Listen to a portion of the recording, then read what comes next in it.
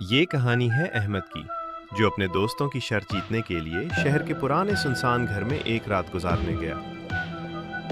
لوگ کہتے تھے کہ اس گھر میں کوئی نہیں رہتا، لیکن رات کو وہاں روشنی جلتی ہے۔ رات کے 12 بجے احمد نے دروازہ دھکا دیا۔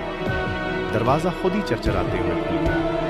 اندر ہر طرف گرد تھی، دیواروں پر خراشیں اور سیڑھیوں سے کسی کے قدموں کی ہلکی آواز آ رہی تھی۔